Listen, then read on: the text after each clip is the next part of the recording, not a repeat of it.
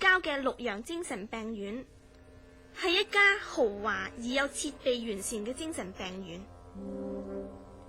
我嘅好朋友華雨露可以入去嗰處療養，我只有機會原原本本咁知道佢嗰個驚人而又殘酷嘅悲慘遭遇係點樣嘅。精神病院嘅院長辛德輝醫生而家仍然保存住華雨露呢種病案嘅副本嘅。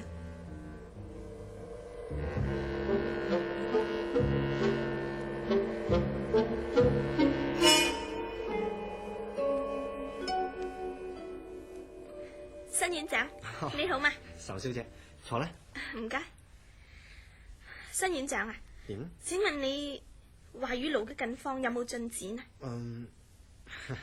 岑小姐，關於華雨露，老實講，直至目前佢嘅病況似乎唔係好樂觀。咁佢嘅精神狀態而家點啊？好難確定，因為佢嘅病徵好罕見嘅。哦，咁佢究竟點啊？佢冇一般精神病人嗰種顯著嘅病徵，佢嘅精神狀態可以話好正常，一啲精神病嘅跡象都冇嘅。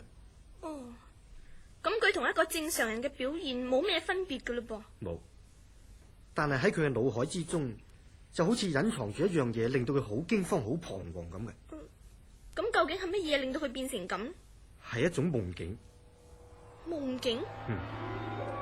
佢好似好怕喺夜晚發夢咁嘅。院長，我都知道佢好怕發夢。哦，咁講，佢喺未入院之前就已經怕喺夜晚發夢嘅嘞噃。係啊，院長。岑小姐，你係佢嘅好朋友啊，咁你可唔可以提供一啲有關華雨露喺未入院之前嘅生活狀況俾我哋知？希望咁樣能夠從中得到啲參考嘅資料，進行點樣治療佢都好啊。好嘅，院長，只要我知道，我會講晒俾你聽。咁多謝你先。唔好咁客氣。係華雨露真係好怕發夢。佢以前唔係咁嘅，係6個月之前至開始嘅啫。不過當時佢一切仲係好正常嘅。係。華雨露係研究生物實驗嘅。我諗大概佢係由於長期咁逗留喺實驗室，成日諗住工作，以致神經同埋心理都處於極度嘅緊張同埋敏感之中。冇錯啦，呢種緊張嘅生活對人嘅精神係好不利嘅。有一晚佢翻到自己屋企呢，已經係半夜啦。佢好匆忙咁食咗少少嘢就上床瞓覺，但係到咗半夜，佢忽然間覺得自己係喺夢中活動緊。咩話？佢話當時雖然自己係喺夢中，但係其實佢係醒咗嘅，因為佢嘅感覺一切都係咁鮮明同埋真實，佢每一種接觸同埋每一份感情喺嗰個反復出現嘅夢裏邊都係咁深刻嘅。咁講，華雨露發夢嘅夢境唔止出現過一次嘅咯。由於呢個奇異嘅夢境，令到佢覺得夢境同埋真實冇乜嘢分別。後尾佢仲覺得自己間房同埋日常嘅生活係一個虛無縹緲嘅幻境。咁由嗰陣時開始，華雨露嘅精神已經開始有啲問題啦，係咪？由於咁，佢開始覺得夜晚嘅夢境仲真實過日常嘅現實生活。係咧，咁你繼續講落去。好啊。雖然華雨露有種咁反常嘅感覺，但係我認為佢嘅頭腦係清醒嘅。冇錯，佢喺本院療養期間，除咗時時發嗰個怪夢之外，一切都好正常。辛院長，華雨露第一次發嗰個怪夢嘅時候，係喺深夜3點10分。佢點會咁清楚呢？佢話當佢發夢嘅時候係好清醒嘅。因為佢開過燈，睇過床頭嗰個鐘。咁講，即係佢知道自己喺夢中開着盞燈咯噃。當佢嗰個夢結束嘅時候，佢又睇過嗰個鐘，嗰陣時只係3點20分啫。咁即係佢發咗10分鐘夢啫。不過華雨露就用一種科學家嘅嚴肅態度向我保證話，佢實在離開咗呢個世界超過3個鐘頭。咩話？佢發咗10分鐘夢，就竟然喺夢裏頭感覺到經歷咗3個鐘頭咁耐。係啊，啊係呢？佢嘅夢境經歷又係點嘅？佢話佢喺夢境裏邊覺得好冷。原來佢浸喺水度啊，而且喺較早嘅時候，佢嘅生命係喺一種可怕嘅危險之中添。咁係一個噩夢嚟嘅嘞噃。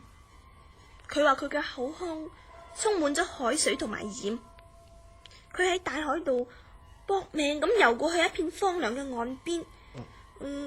後尾佢仲喺嗰個鋪滿幼沙嘅海灘度行添。咁當佢醒翻嘅時候，佢就發覺佢雙腳有啲泥沙喺度。咩話？而且佢嘅睡衣仲濕濕地嘅添。如果呢件事係真嘅，咁真係不可思議噃。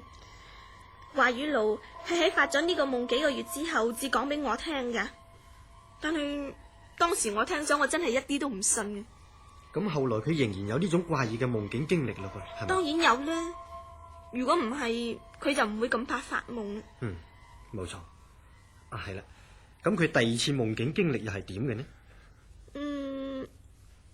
喺經歷咗第1次怪夢之後，成個禮拜，佢嘅睡眠都係好正常嘅。但係過咗冇幾耐，佢又有第2次怪夢嘅經歷啦。呢一次嘅夢境，佢又再次喺嗰個沙灘度掙扎。咁豈不是接續第1個夢？係咯，真係奇噃。佢好艱難咁掙扎埋岸邊，瞓喺海灘度。後尾咳晒啲海水出嚟，跟住佢就發覺自己係處身喺東方嘅某一個地方。咩話？佢竟然夢到自己喺東方嘅地方。後尾太陽就喺霧靄中升起，佢就喺自己張床度醒翻啦。但係當佢醒翻嘅時候，佢見到自己成身都俾海水浸濕晒嘅。咁真係太不可思議噃！我簡直唔敢想象添。係啦，岑小姐，我睇你都口渴嘅啦，你要飲啲咩啊？係啊，唔該，你俾杯沙律水我。好啊。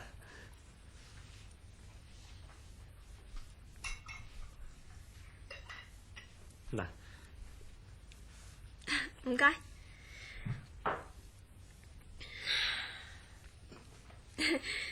申院長，我而家繼續講華雨露嘅怪夢俾你知。好啊，咁你講。好啊。係華雨露嘅第3個怪夢係由瞓喺海灘度開始嘅。嗰陣時太陽已經比喺上一次嘅夢境之中升高咗啦，而周圍嘅霧靄亦都開始消散。咁佢嘅怪夢就好似電影咁一幕一幕咁發展落去嘅嘞噃。係啊，喺佢第4個怪夢裏邊，太陽已經升到半空啦，而霧靄已經完全消失晒。但係當佢醒翻嘅時候，佢就發覺身上着住嘅睡衣唔見咗。唔見咗？冇理由啊！佢唔係着住睡衣瞓嘅咩？係，佢話佢自己原本係着住睡衣瞓嘅。係咯。但係醒翻嘅時候，佢着住嘅係一件麻質、冇領同埋裁剪得好古怪嘅衫，同埋佢嘅睡褲換咗一條袋形嘅馬褲。咁會唔會係佢喺夢遊狀態之中自己換咗都唔知啊？不過據我所知，咁耐我都未見過華雨露有啲咁古怪嘅衫嘅。咁真係一件難解釋嘅事喎。佢第4次怪夢醒翻嘅時候，佢身上嗰啲古怪嘅衫褲只係濕咗少少嘅啫。佢自己咧就認為係喺夢中嘅太陽曬乾佢件衫嘅。係。華雨露係喺發咗第4次怪夢之後嘅幾個月，只講呢個秘密俾我聽嘅啫。不過佢最怕我聽完之後呢，會當佢神經唔正常咁諸多盤問佢。咁亦都難怪嘅，因為佢嘅夢境遭遇，連佢自己都唔能夠解釋嘅。仲有啊？點啊？佢話每一次發怪夢呢，都係要3個鐘頭嘅。但係實際上只係10分鐘嘅啫。根據生理現象簡單嘅解釋，每個人之所以發夢，就係大腦腦細胞一部分休息咗，而另一部分腦細胞仍然喺處活動緊。冇冇錯啊。咁所以瞓着嘅人先至會感覺到自己仍然喺處活動緊嘅。即使夢境嘅過程係好長啊，但係實際上只係一段好短短嘅時間嚟嘅啫。仲有啊，佢話佢覺得呢種事實在太奇怪。太奇怪？點奇怪法？佢話如果嗰個夢帶佢去到離遠陸地成幾里嘅大海裏邊，佢係冇可能喺3個鐘頭之內就游翻埋岸邊嘅。而且照道理佢應該浸死至啱添，因為佢唔係幾識游水嘅。呢啲係夢境嚟嘅啫，點會係真嘅啫？但係佢醒翻嘅時候，身上邊有海水，而對腳仲黐住泥沙嘅添，咁又點解釋？呢啲我暫時唔同你分辨住。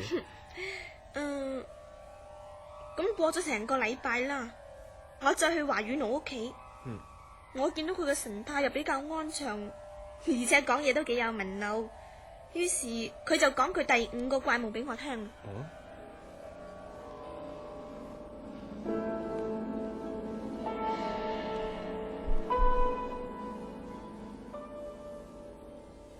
翠君，我記得當時我好清醒咁瞓喺一個沙灘度，嗰日嘅陽光好溫暖，我身上嘅海水已經曬乾咗噶。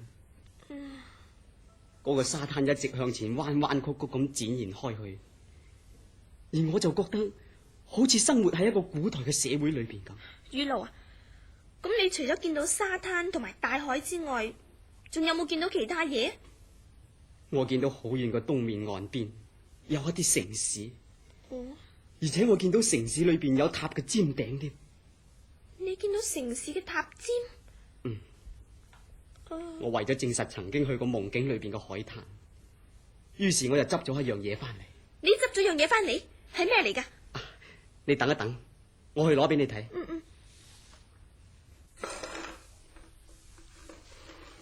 咦，雨露啊？你由櫃桶度攞咗啲用布包住嘅嘢，係就係呢樣嘢。等我解開俾你睇啊。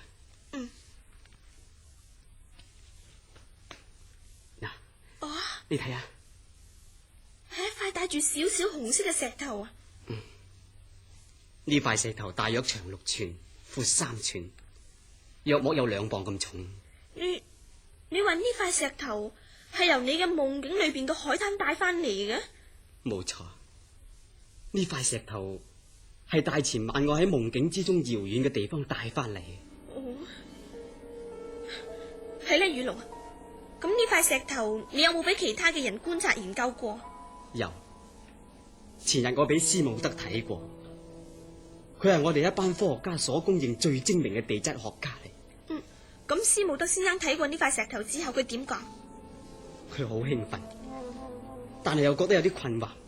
佢覺得困惑？點解？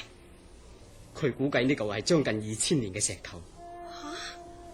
令佢覺得困惑嘅就係呢塊石頭冇受到風化嘅跡象。2000年嘅石頭居然冇受到風化？真係奇怪。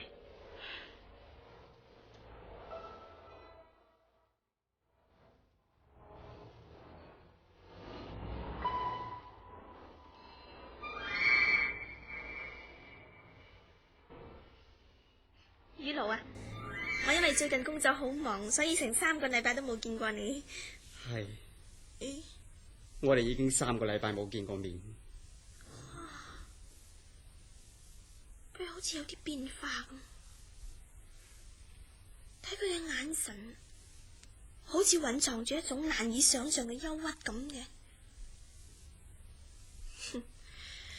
大概就係佢嗰啲連接嘅怪夢困擾住佢。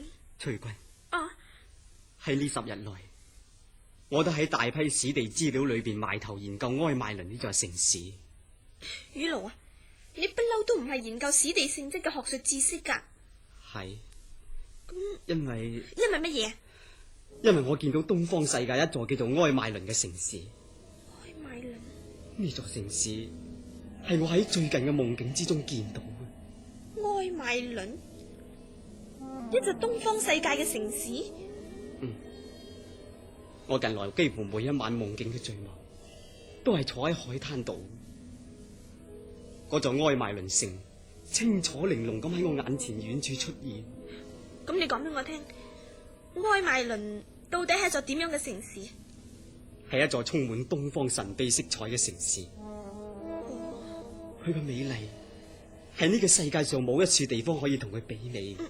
咁係啦，你淨係可以離遠咁觀賞呢座美麗嘅埃邁倫城啫咩？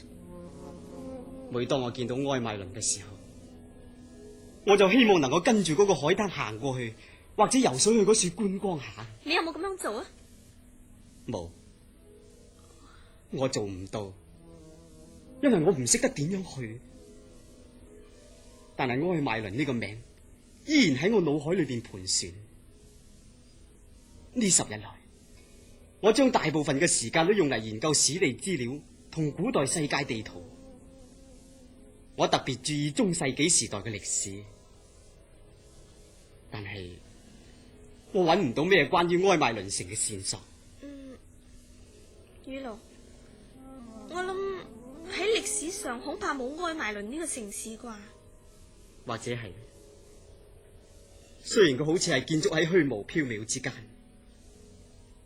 但係我覺得喺嗰處我有你有乜嘢啊？有一個我心愛嘅女人。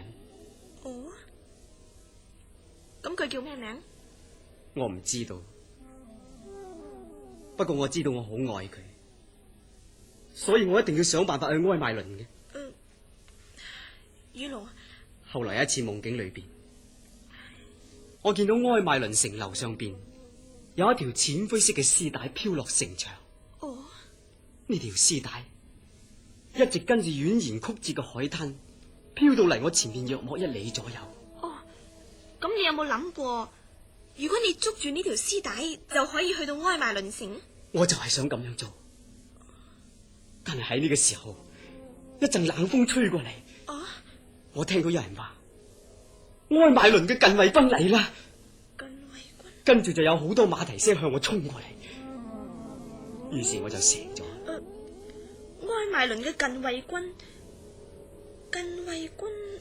咪即係士兵咯，係嘛？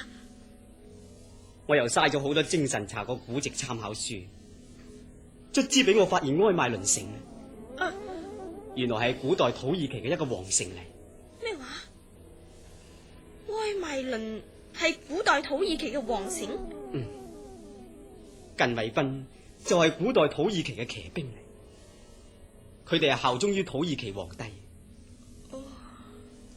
古代土耳其嘅近衛軍係一種恐怖嘅力量，任務就係同土耳其抵禦外來嘅勢力。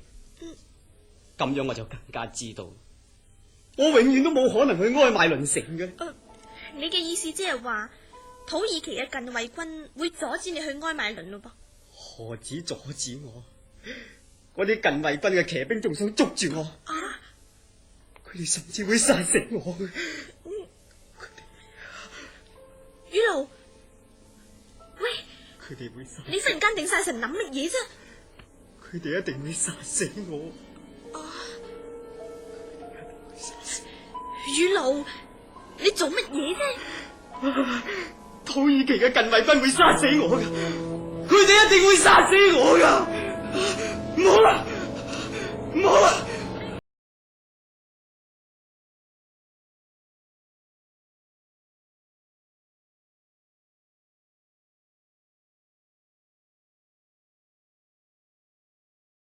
新院長，話雨露發生咗呢種咁反常嘅情形，咁我又有咩辦法唔嚟揾你商量呢？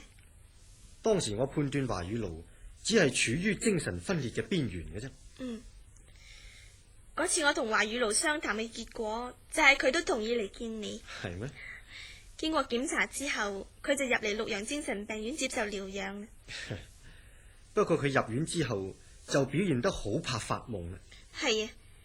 因為佢驚喺夢境之中俾土耳其嘅近衛軍殺死啊嘛。乜連你都相信有呢種咁怪誕嘅事發生嘅？我當然唔相信啦，但係華雨露佢自己就非常之相信。華雨露嘅夢境一次比一次危險，希望佢能夠由夢境好翻就好啦。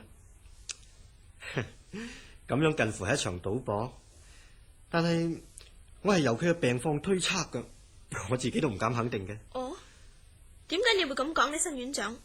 我唔係幾明白噃。你唔明我都唔可以詳細同你解釋嘅，因為要睇佢嘅病況點樣發展落去而定嘅。係咧，岑小姐，最近你嚟探佢，佢有啲咩同你講過啊？佢話夢境嘅情況對佢嚟講係非常之不利嘅。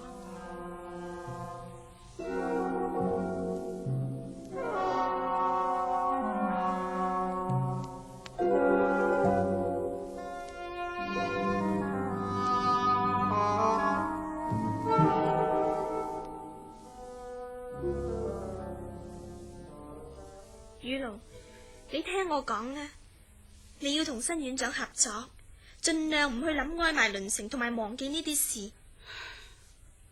我夢中嘅處境已經越嚟越接近危險邊緣，土耳其嘅近衛軍始終會有一日揾到我嘅。嗰陣時就係我嘅死期到。雨露，你唔好咁啦。翠君，我真係好驚夜晚，因為當我夜晚一瞓着，我就要處身於夢境之中，我要張皇失措咁躲避嗰啲騎住快馬、手揸住閃閃發光刺刀嘅土耳其近衛軍。你聽下，嗰啲騎兵又出動揾我。我見到前面嘅騎兵馬隊跑，我見到土耳其嘅旗幟揮毫，啲騎兵揮舞住刺刀喺陽光之下閃閃生輝。唔好啊！隻華語龍出嚟，打佢變成個象，佢要將我斬成肉醬，咁點算？直至會有一日佢哋會揾到我，因為土耳其嘅騎兵已經越嚟越接近我。唔好啊！唔好啊！唔好啊！唔好啊！你哋唔好嚟啊！你哋唔好嚟啊！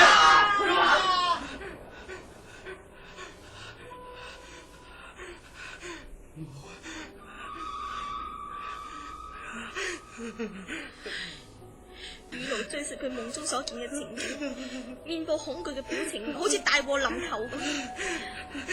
佢真係可憐。唔好嚟！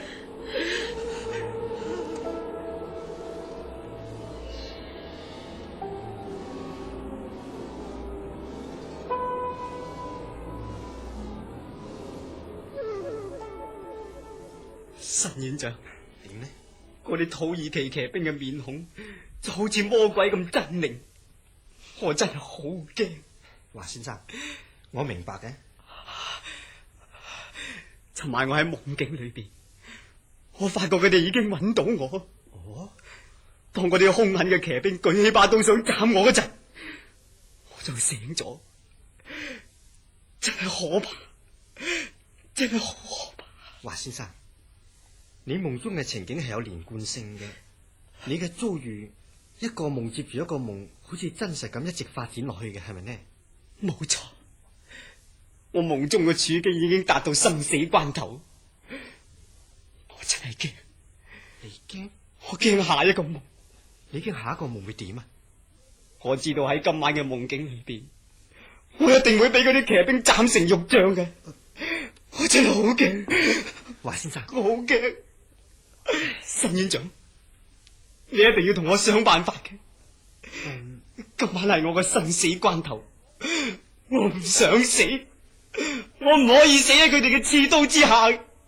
新院長，你一定要想辦法救我。華先生，你救下我。靜啲啦，你嘅處境困難，我哋係知嘅。唔係困難，啊，係危險。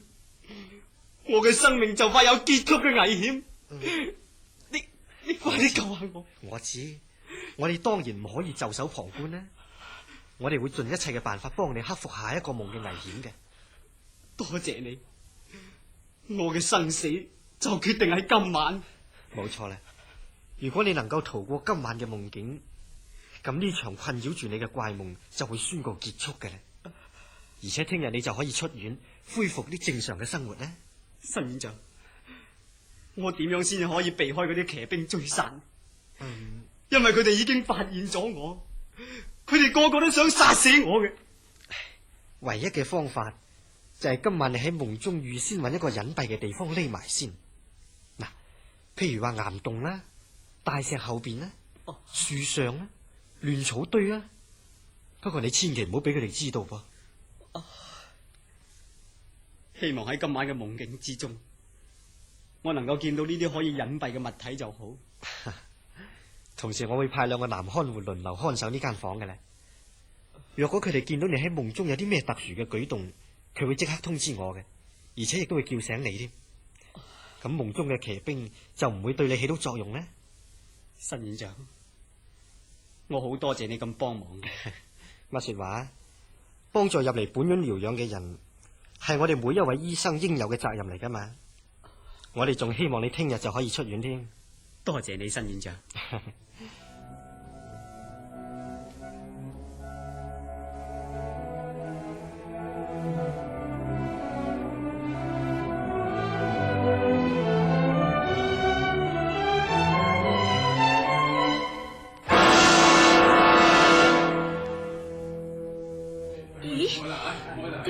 精神病院好似好忙亂咁嘅，大門口有救護車，有警車，有記者，仲有啲警方人員同埋其他醫務人員出入入添。佢哋個個都好似好緊張咁嘅，到底發生咩事呢？小姐，有咩事啊？你想入去醫院啊？係啊，警察先生。對唔住喎，暫時唔准外人入去。點解？我係嚟探病人噶。因為院方而家有事，請你聽日再嚟過。警察先生，我真係好心急要探呢位病人嘅，因為我擔心佢尋晚嘅安全。我要見新院長啊！對唔住，我都唔知你喺度講乜，你最好就聽日再嚟過。唔得嘅，我無論如何都要入醫院睇下我嗰位朋友嘅咧。對唔住，小姐，呢啲係公事，你唔可以入去，請你原諒。咁護士長行過，包護士長，護士長。岑小姐係你啊？係啊，白護士長，我想見新院長啊。警察先生啊，呢位小姐係院長嘅朋友嚟噶。咁啊，係咯，咁對唔住，小姐，咁請你入去。唔緊要，唔該。岑小姐啊，嚟啦。不過新院長而家好攰噃。新院長，佢點啊？佢有咩事啊？仲有我嗰位朋友華雨露呢？等新院長話俾你知啦吓，請你喺會客室度等一陣，我話俾院長知話你嚟咗啦。唔該你，護士長。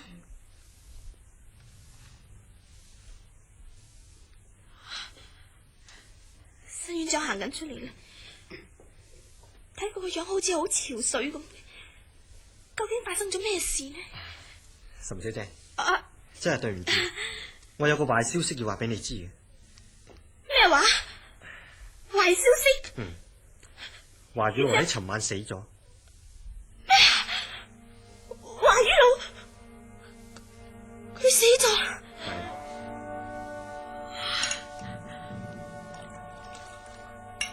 嗱，岑小姐，飲杯酒定下神先。院長，呢件事究竟係點啊？佢係因心臟病突發死咗嘅。我唔信，我唔信。佢一向都冇心臟病嘅。外邊有2架警車，究竟發生咩事啊？係另外一件事嚟嘅。對唔住，而家我仲有好多嘢做㗎。不如咁啦，過2日我哋再約你，同你講下關於華雨露逝世嘅情形啦，好嘛？好啦，陳院長。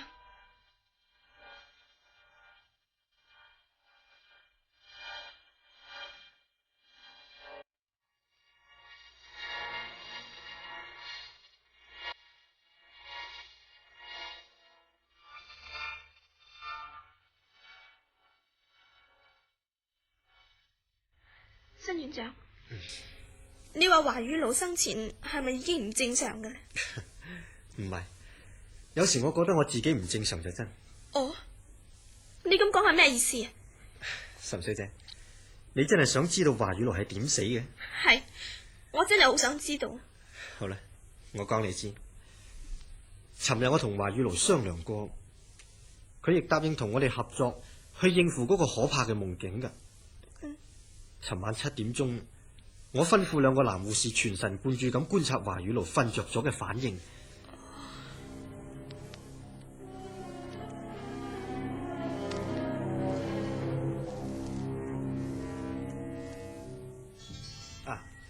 你哋兩個輪流睇住104號病房嘅病人呢？視線唔好離開佢哋噃。因為呢件事好緊要噶。如果佢有咩特別嘅動靜嘅，你就即刻通知我呢。白護士長會隨時留意呢件事嘅。知道啦，院長。院長啊，同華雨露注射咗鎮靜劑未？啱啱同佢注射過。你哋千祈要留意呢件事，我知嘛？知道啦。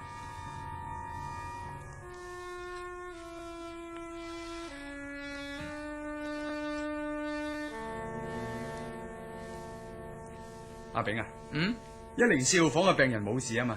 冇事，我喺房門個窿度 hold 住佢，一直都未離開過，冇事啊。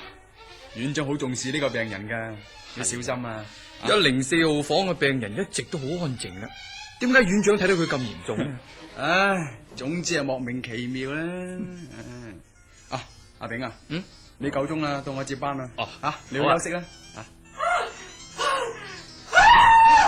104號房喎，呢邊有事，阿炳啊，你又會睇啊？我通知院長吓。好啦，係噃，104號房嘅聲噃。係啊，護士長，104號病房發生咗事啊！你跟我入去睇下。護士長。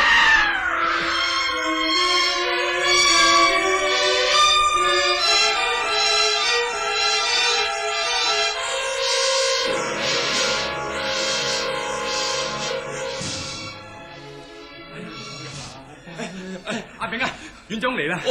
院長，點解你係離開104號病房啊？院長啊，白護士長喺104號病房度暈咗啊！咩話？白護士長喺裏邊暈咗？係啊，入邊都唔知幾恐怖。白護士長一見到之後支持唔住暈咗啦，我都唔敢留喺入邊啊！我而家諗翻起都驚。弊啦，咁等我入去睇一次啦。你入去啦，你哋留喺嗰邊唔好入嚟啊！係院長，我哋知道噶啦。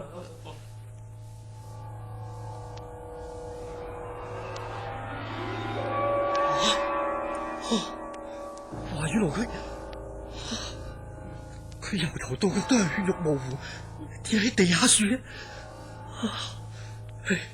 真係恐怖啦！佢好似俾亂刀斬成咁嘅噃，真係太殘忍，太恐怖啦！點解會咁嘅呢？真係得人驚，真係得人驚！阿炳啊，炳，嚟，你哋抬咗護士長出去先吓。係啊，咁得人驚嘅，真係恐怖啦，太得人驚！呢件事實在太得人驚。